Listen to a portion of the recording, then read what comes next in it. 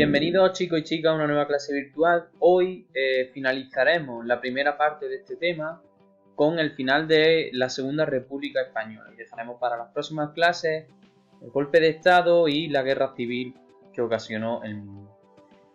Vamos a empezar viendo cómo se termina ese bienio conservador o ese bienio negro, ¿de acuerdo? Que fue el gobierno del Partido Radical de Alejandro Lerroux y que finalmente se unió a la CEDA, ¿de acuerdo?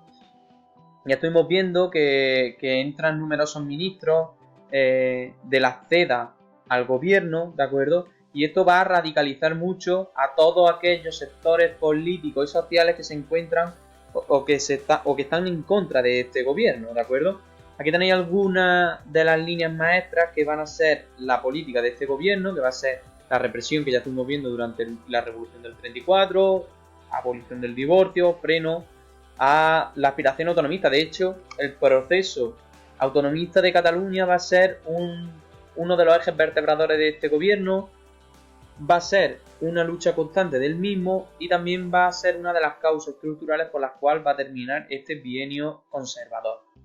De hecho, ya estuvimos viendo que la revolución de 1934 originalmente y de matiz proletario tiene lugar en Asturias, en la cuenca minera de Asturias, pero en Cataluña adquiere un carácter o digamos que entra en simbiosis con el nacionalismo catalán, ¿de acuerdo?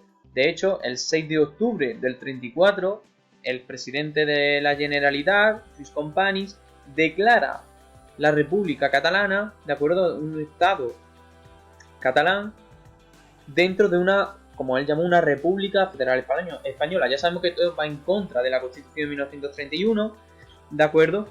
Y a raíz de esto se forman numerosas huelgas. De hecho, PSOE, la izquierda, PSOE y su sindicato afín, la UGT, convocan una huelga general, muy apoyada por la Unión de Rabassaires, ¿vale? Lo siento si no está bien dicho el término, no sé catalán. Pero esta Unión de Rabassaires básicamente era una unión de jornaleros, pequeños propietarios que trabajaban en el vino, ¿de acuerdo? Que eran viticultores, ¿de acuerdo? Entonces estos viticultores van a apoyar esta huelga general debido a las malas relaciones, a las malas reformas económicas que estaba llevando a cabo este bienio conservador y a la represión que estaba habiendo en Cataluña. Se va a apoyar esta huelga general, ¿de acuerdo? Esta Unión de Rabassaires, que básicamente era uno de los sindicatos más importantes de Cataluña en este momento. Y también va a ser apoyada por los comunistas. Una Unión de Rabassaires que en un primer momento va a ser va a ser un sindicato que va a apoyar a las clases acomodadas, aunque posteriormente se va a desvincular de Esquerra Republicana de Cataluña y va a estar más al lado de los trabajadores. Va a ser un sindicato muy importante. ¿Qué ocurre? Que la CNT, que tenía muchísima importancia en Cataluña, ya lo sabemos, que tenía importancia en el campo andaluz, en Cataluña y en el Levante, no va a apoyar esta huelga, porque entiende que es un motivo simplemente nacionalista y esta huelga va a fracasar, ¿de acuerdo? Porque hay una participación bastante escasa, ya que había numerosos trabajadores sindicados con la CNT, con los anarquistas, ¿de acuerdo?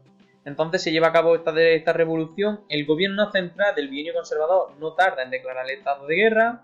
De hecho, ocupan la Generalitat y el general Batet, que es uno de los generales, digamos, más conservadores del ejército y más ligados a los partidos de derecha, va a ocupar la Generalitat, ¿de acuerdo? Y de hecho, a todos los gobernantes de la Generalitat y del Ayuntamiento de Barcelona van a ser encarcelados, ¿de acuerdo? Porque se le interpone un delito de secesión, ¿de acuerdo? De rebelión contra el Estado español. Y se suspende de facto toda la autonomía del gobierno de Cataluña, ya que, ya os digo, se le quita el poder legítimo a la Generalitat. Todo esto se enmarca dentro de la entrada de ministros de la CEDA al gobierno central, el gobierno presidido por Alejandro Lerroux del Partido Radical. Esta CEDA, recordad, en la Conferencia Española de Derecha Autónoma, va a tener, es muy conservadora, incluso está ligada al ejército, entonces va a tener mucha mano dura con las revoluciones sociales, con las huelgas, es decir, con las demandas de las clases populares. Suspenden momentáneamente el proceso de autonomía de Cataluña, suspendiendo momentáneamente el Estatuto de Cataluña, llevan a cabo un pequeño proyecto constitucional que lo que trata de endurecer un poco la Constitución de 1931, aunque no se lleva a cabo, no se llega a promulgar, ¿de acuerdo? Y aquí es muy importante dos acciones que tienen y dos hechos muy significativos van a ser que se coloque a Gil Robles, el líder de la ZETA, como ministro de guerra para controlar y a Francisco Franco como jefe del Estado Mayor, ya que como bien sabemos Franco es un militar africanista, ¿de acuerdo? Y va a ser encargado de mano de Gil Robles de sofocar todas las insurrecciones revolucionarias, no solo la de Cataluña, sino especialmente la de Asturias. Y como bien estuvimos diciendo, esa represión tan brutal que hubo en Asturias era una manera de ensayo a lo que será posteriormente la guerra civil. Y además, desde el punto de vista religioso, también se introduce una pequeña reforma cuando entra la ZETA y es la restitución de la Orden de los Jesús.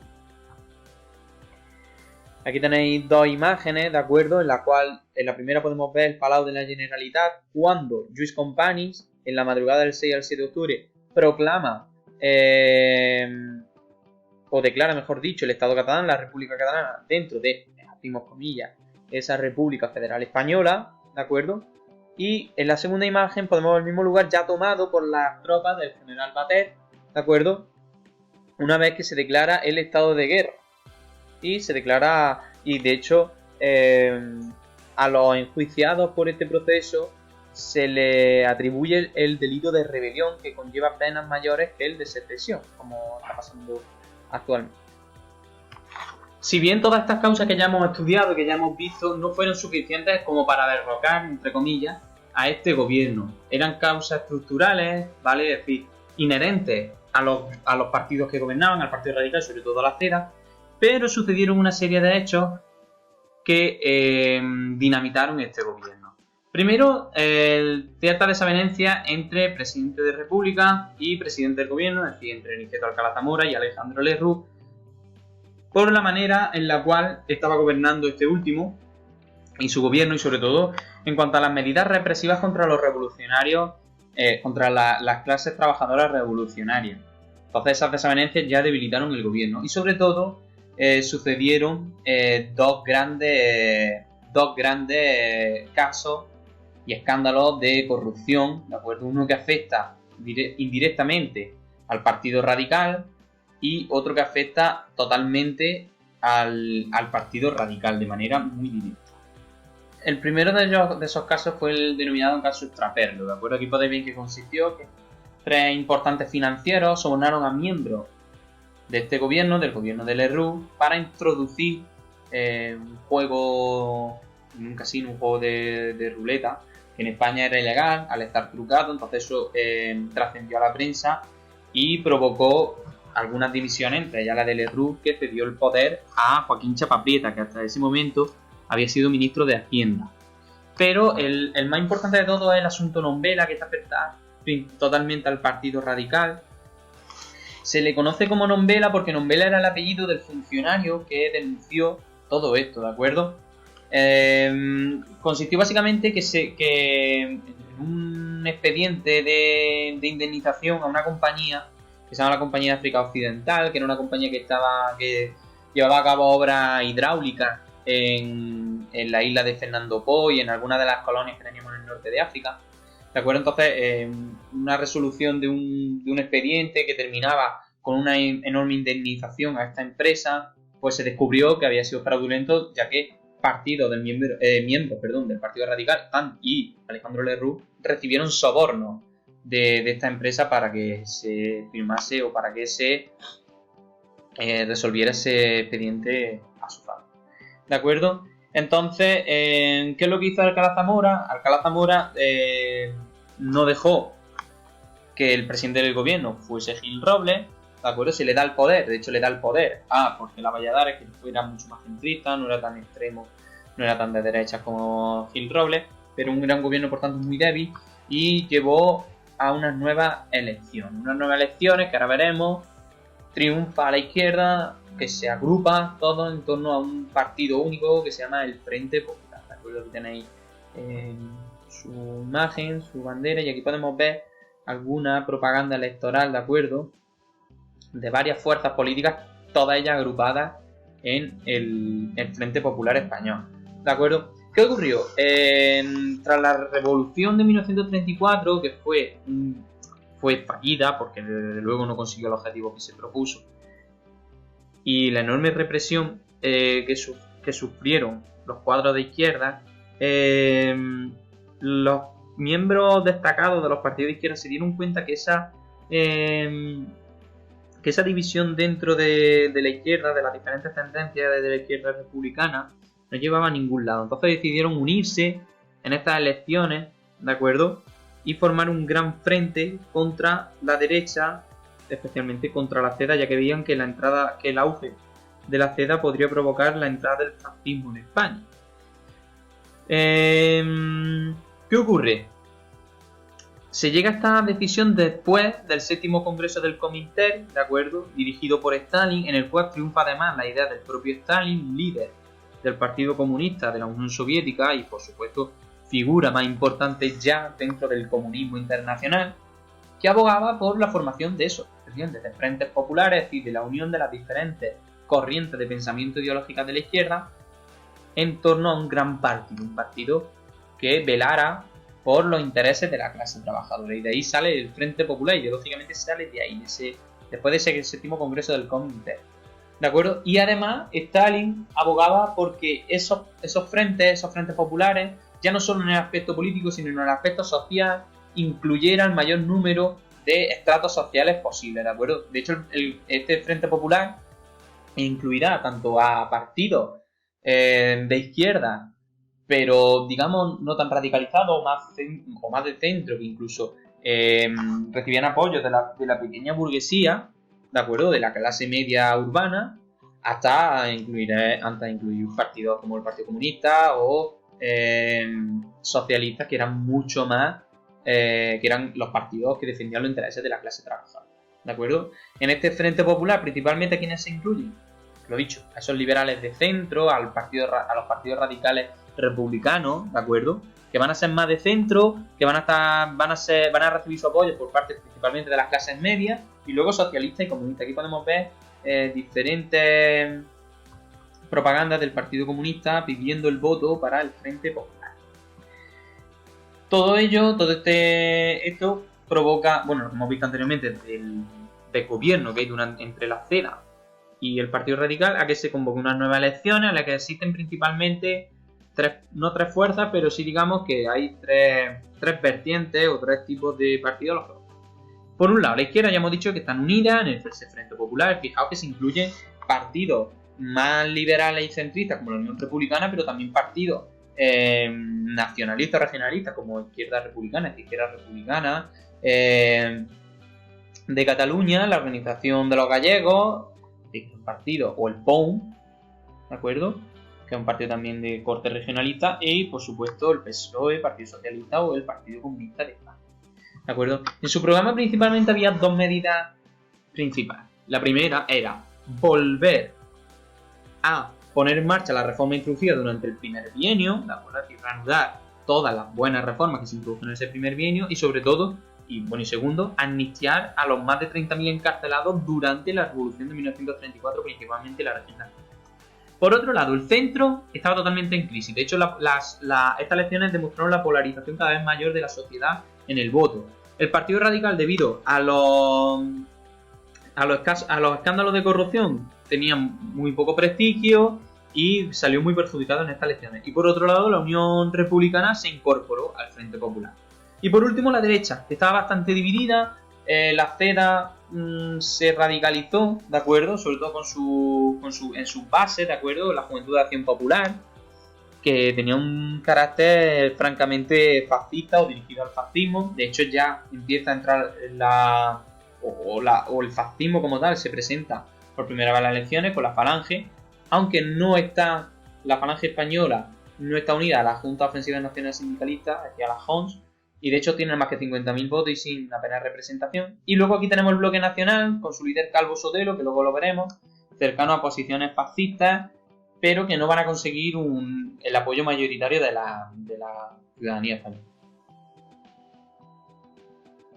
El resultado de estas elecciones de febrero del 36, pues como podéis ver en los diferentes gráficos que tenemos aquí delante, deja bastante claro que el gran triunfo del Frente Popular.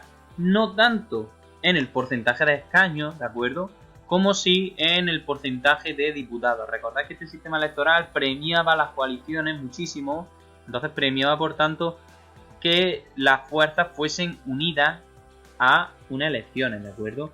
Entonces, como podéis ver, lo más importante aquí, fijaos que mientras que la izquierda obtuvo el 34% de los votos y la derecha obtuvo el 33%, es decir, prácticamente un tercio cada uno de las dos opciones, sin embargo, la derecha obtuvo ese mismo 33% en el porcentaje de escaños, mientras que la izquierda obtuvo el 63%. ¿Dónde triunfó el Frente Popular? Pues donde tradicionalmente han triunfado los partidos de izquierda en España. Que suele ser por norma general en las zonas más desarrolladas del país. Sobre todo Cuenca Minera de Asturias, ¿de acuerdo? Por el enorme peso que tenía ese proletariado minero. Toda la zona de Cataluña y el Levante, Andalucía, la práctica totalidad de Andalucía y Madrid. ¿De acuerdo? Es decir, zonas más desarrolladas, zonas donde la conciencia trabajadora y la conciencia obrera estaba mucho más desarrollada que en el resto de España. En el País Vasco, por supuesto, triunfó el Partido Nacionalista Vasco, un partido recordado de derecha, un partido conservador y un partido que es capaz de atraer todo el nacionalismo vasco. Mientras que la derecha triunfa en el centro. En el centro, pero sí es verdad que en muchas provincias donde la representación o el número de representantes que otorgaba esa provincia no era demasiado alto. ¿En qué se traduce todo esto? En un gobierno de izquierda, ¿de acuerdo?, encabezado por el Partido Socialista, como ya ocurrió durante el primer bienio. Una de las primeras medidas que se toma es amnistiar a los 30.000 presos de Asturias, a los 30.000 presos de la Revolución de 1934, y se readmite a todos aquellos obreros que fueron despedidos durante este proceso. Se produce también un cambio. Para que estas políticas se pudiesen llevar a cabo, se debe de producir un cambio también en la presidencia de la República, y Niceto Alcalá Zamora deja de ser presidente de la Segunda República y ese cargo pasa a desempeñarlo Manuel Azaña. Obviamente, recordad que en aquella imagen satírica en la cual se veía a Azaña contra los militares y contra la Iglesia, pues no va a ser esta decisión no va a ser muy bien tomada por tanto la derecha como los... De hecho, este gobierno desde su misma formación ya cuenta con la oposición de numerosos sectores de la sociedad española y sobre todo dentro de las diferentes clases sociales, especialmente la Iglesia, parte de los militares, especialmente los africanistas, y la derecha.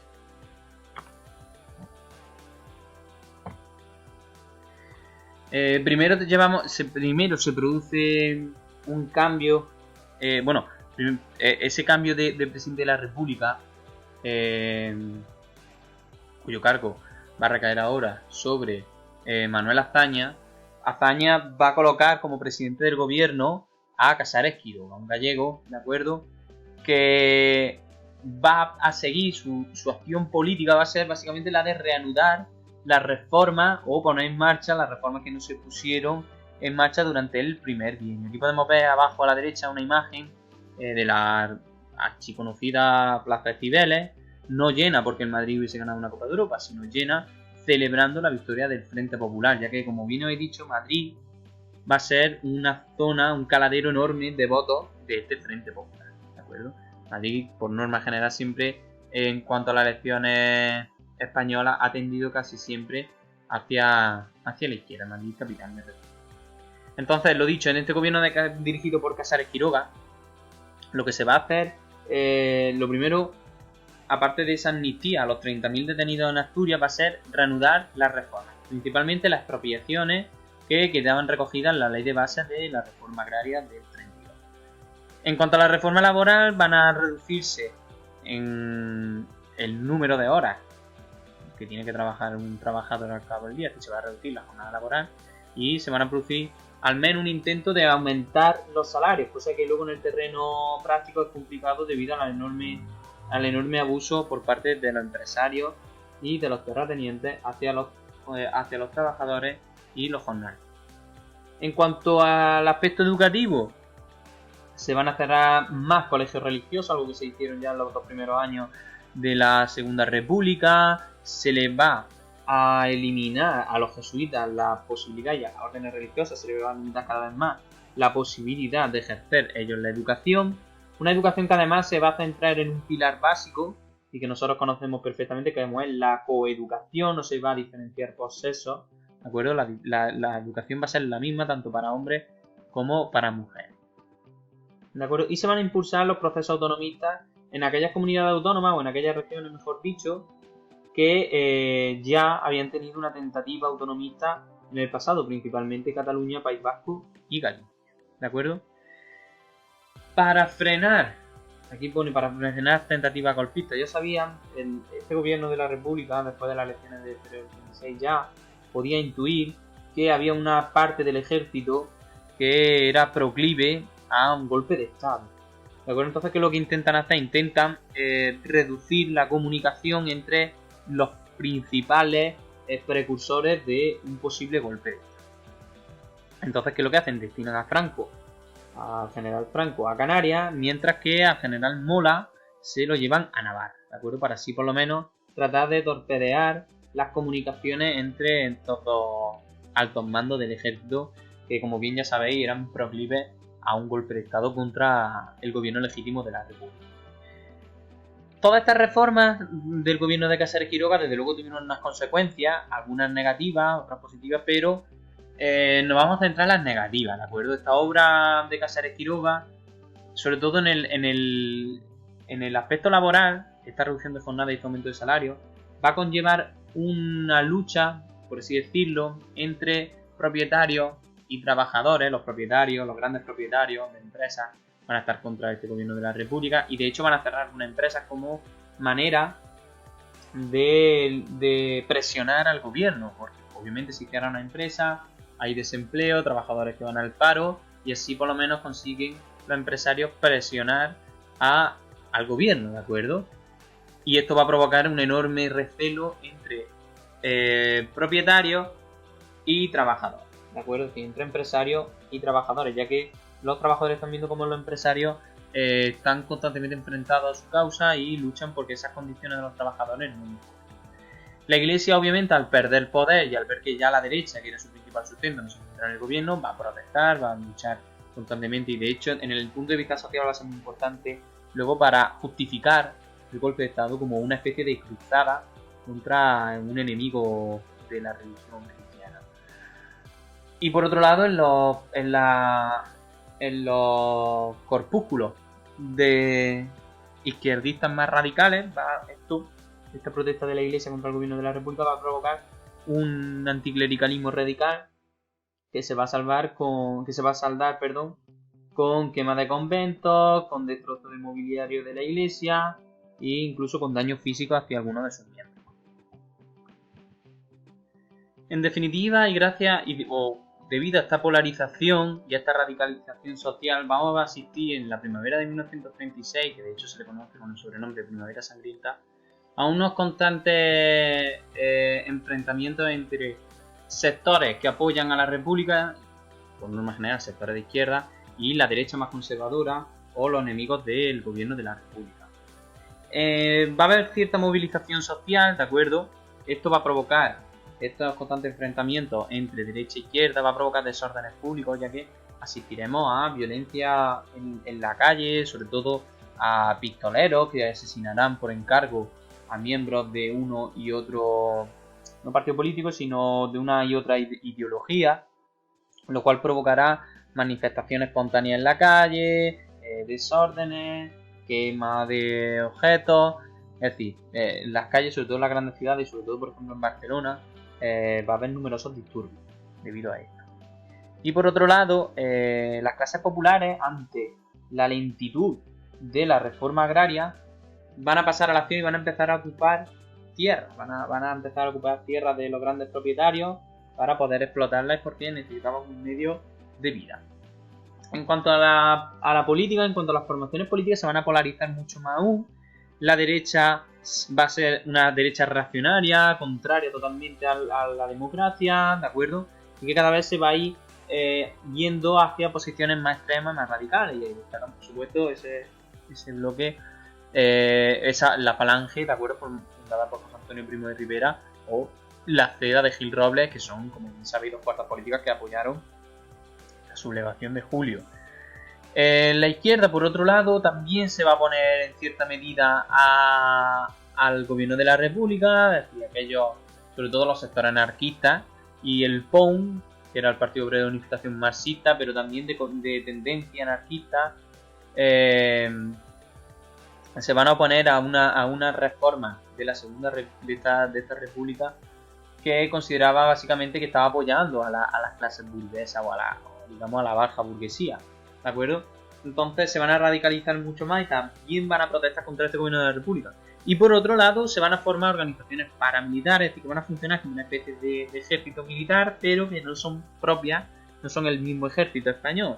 Por un lado, y vaya a haber dos de un cariz totalmente enfrentado. Por un lado tenemos las Juventudes de Acción Popular, que aquí tenéis sus siglas, ¿de acuerdo? Muy de derecha, muy cercana además a la Falange, muy cercana al fascismo. Y por otro lado, las milicias, las MAO, las milicias antifascistas, obreras y campesinas, que como su nombre indica, van a luchar contra todo lo que acarree fascismo en España. Y están compuestas principalmente, aunque su sea de una especie de ejército, por trabajadores y por campesinos de la España rural en muchos casos, ¿de acuerdo? Pero esto va a provocar más violencia, más inestabilidad en este gobierno. Los sectores conservadores ya están pensando y están organizando un golpe de Estado, ya que piensan que la única solución para que se termine esta república, este tipo de gobierno, que por supuesto a los grandes propietarios y empresarios, aparte del ejército y sobre todo a la iglesia, le está suponiendo un contratiempo bastante importante.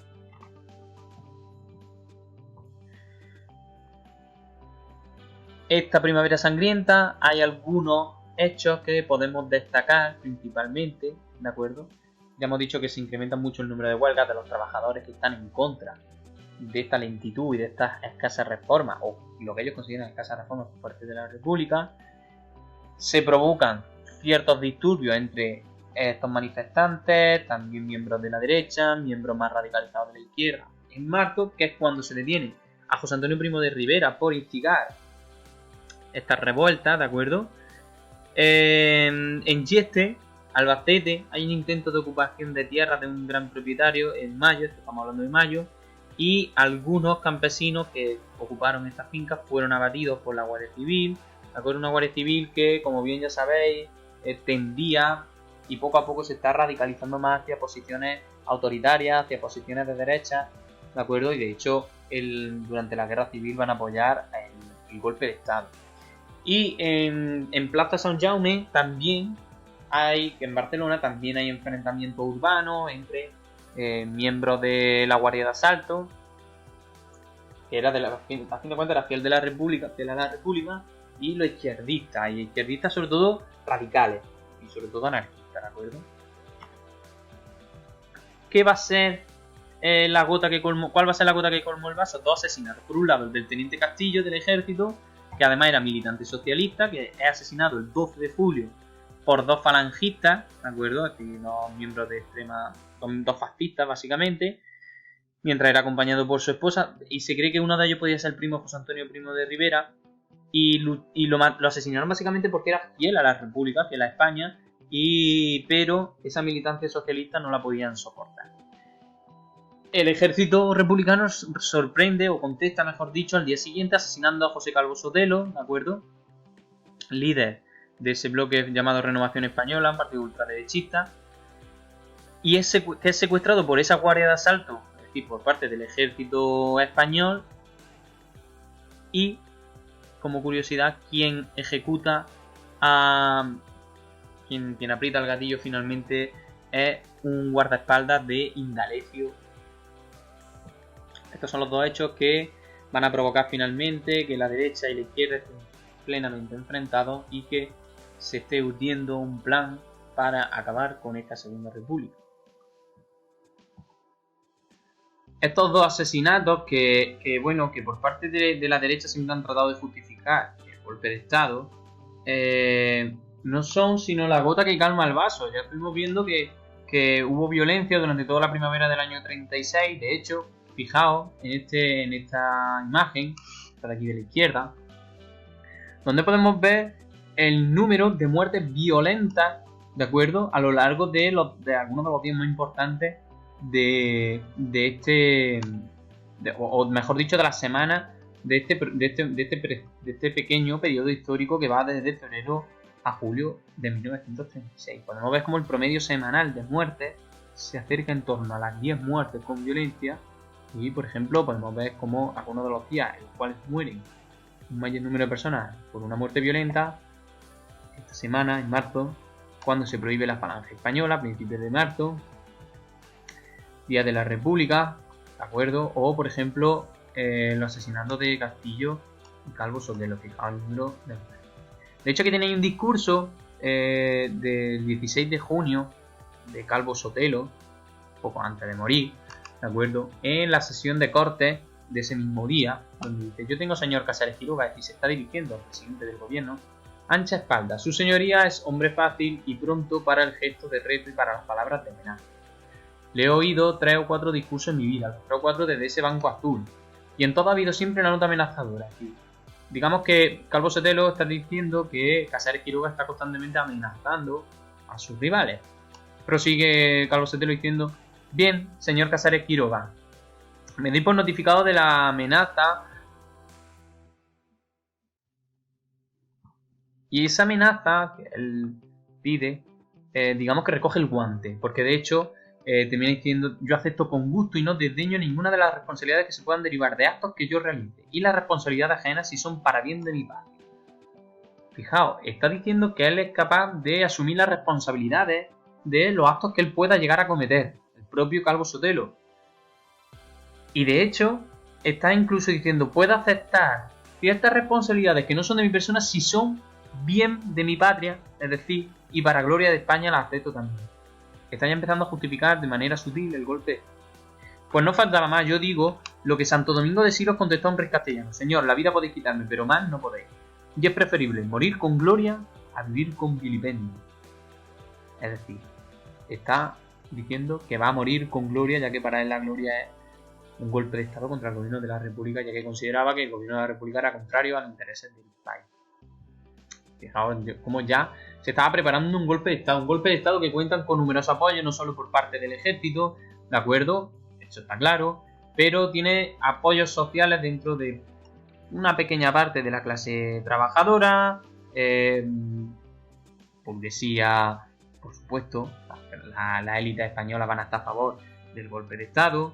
Pequeñas burguesías urbanas también va a estar a favor, o clases medio urbanas, ya que veían que con las reformas de la Segunda República o de este gobierno de Casares Quiroga, su teórica posición dentro del escalafón de la sociedad española podía verse amenazado por los trabajadores y por los jornaleros.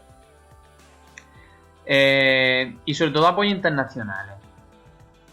Los apoyos principales que va a tener este golpe de Estado, pues fijaos, hay personajes muy variopintos. Tenemos desde apoyos internacionales aquí 3 dictadores de corte totalitarista y fascista, como pueden ser Salazar, dictador portugués, hasta los 70, Adolf Hitler, que lo conocéis perfectamente, Benito Mussolini, que dieron muchísimo apoyo al golpe de Estado. De hecho, en este golpe de Estado triunfa gracias al apoyo internacional, ya que Mussolini y Hitler veían la guerra civil como un escenario prebélico o un campo de entrenamiento para la Segunda Guerra Mundial.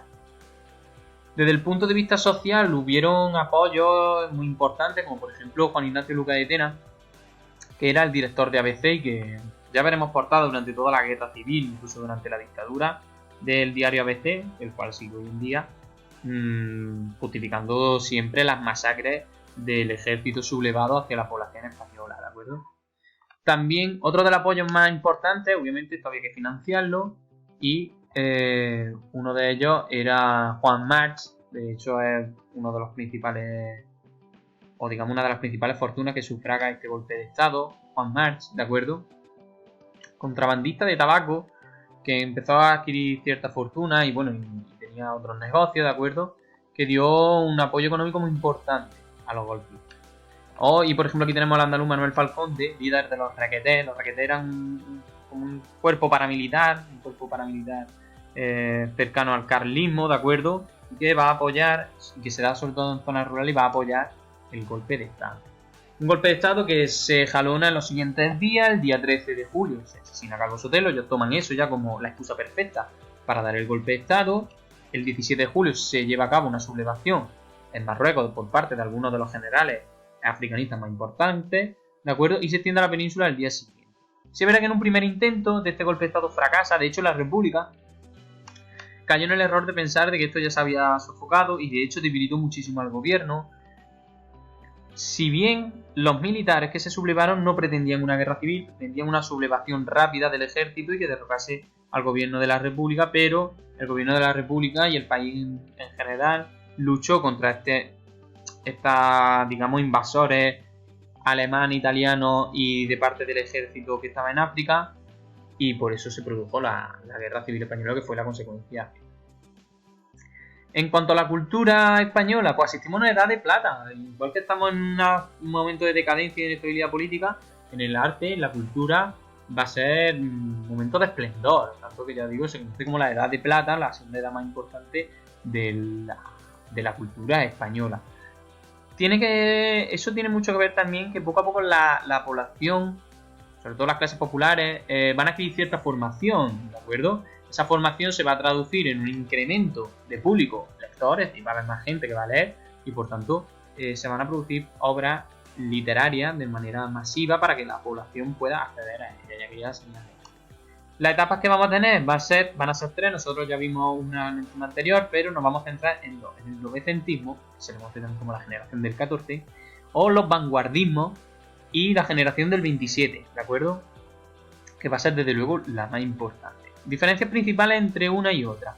La generación del 14 son artistas que pertenecen a la élite, ¿de acuerdo? De hecho tienen una formación universitaria muy importante, hacen el arte por el arte, es decir, por hacerlo bonito, ¿de acuerdo? Y va a ser un arte muy dedicado a la élite. No va a ser un arte o una obra dedicada a las clases populares, ¿de acuerdo?